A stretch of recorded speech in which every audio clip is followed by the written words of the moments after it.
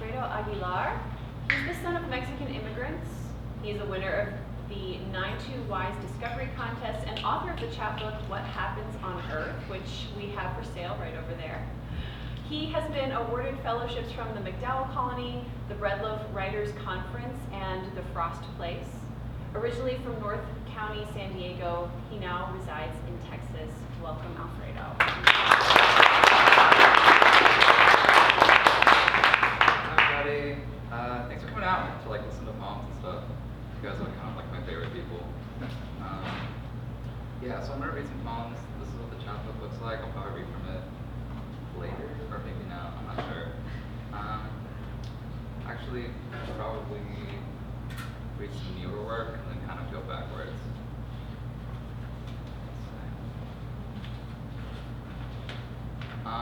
So this poem's kind of about butterflies, and I'm actually super proud of myself because I didn't use chrysalis at all.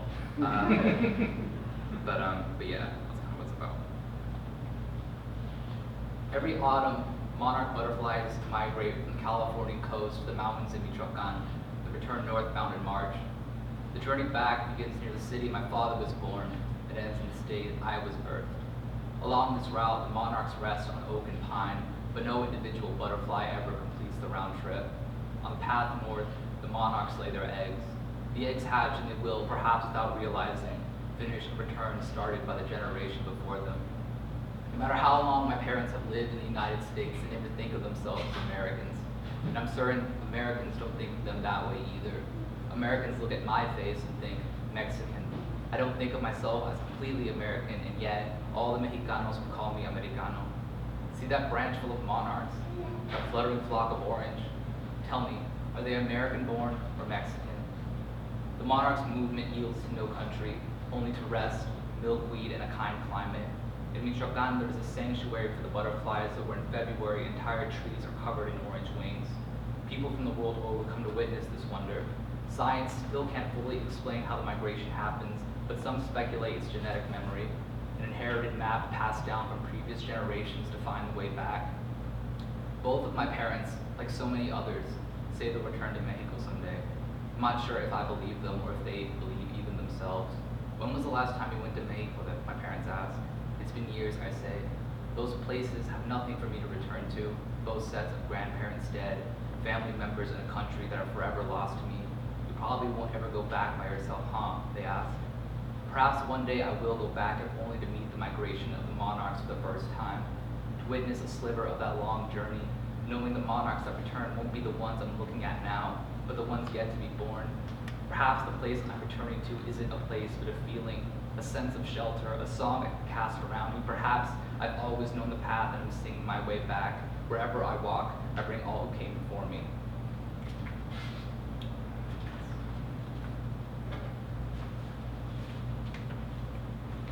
So this chapbook is available, as previously mentioned. It's kind of just about, I don't know, ecology of the world. It's not positive, it's not, the outlook is not good, but surprise. But yeah. The conditional, after I really won. If my lineage is forced into a white van in the middle of their lives, if every family photo album I own is seized by customs, if my abuelo doesn't have a face when I speak of him in this foreign language, if we call a thing what it is not until it is, if history becomes a redacted textbook given to children, if the future is a shelf of bricks, if I look on the nation and my voice becomes a block of salt, if I have sunken so far that not even harp strings can reach me, you are patient as I climb back out. If I tell you this may be me at my best and you do not leave, if you vanish into light, cling to one another and still think of ourselves lucky, I'll climb under the moon, look back into the ravaged world, reach my hand out to you and say, come with me, please. So this is essentially just like a bunch of sonnets, or broken sonnets, I guess. But yeah, so they're pretty short.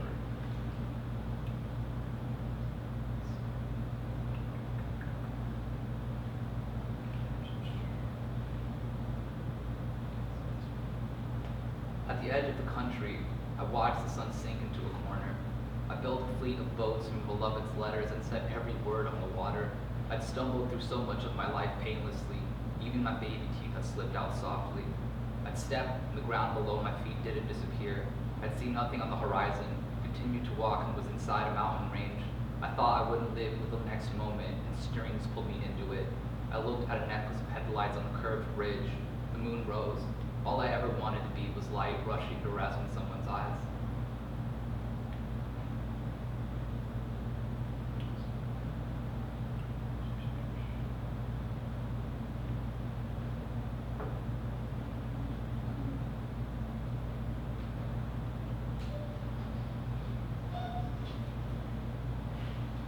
So this is, I mean, the chapter kind of imagines like a future that's not great, but there's probably one more from it.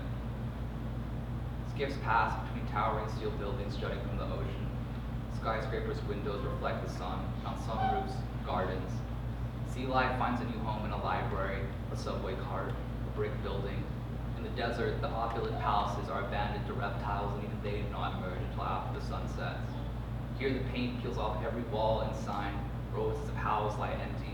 In drought, the salt was taken out of an ocean along with the ocean. Somewhere there's an island made entirely of garbage. If there is an afterworld, I am certain we will waste that one too. Inside the last glacier lie fossils of fish.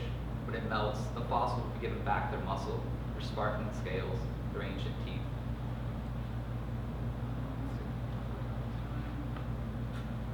So just got a few more poems.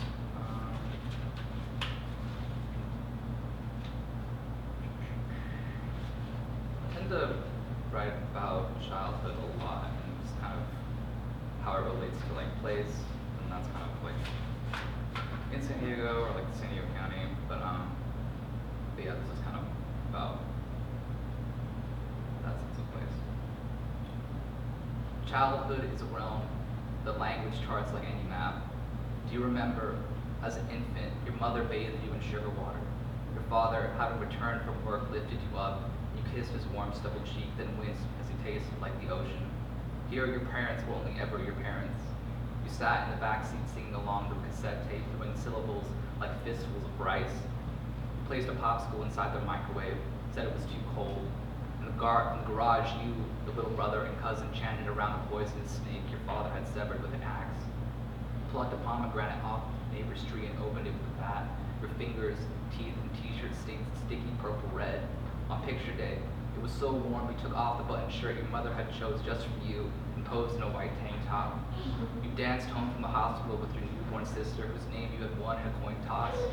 During a game of hide and seek, your mother whispered, "Hide will relieve the clothes." You hid inside the dryer.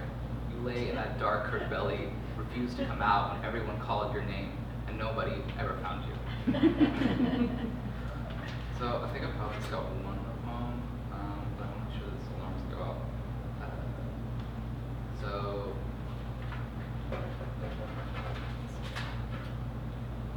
this is my last poem tonight,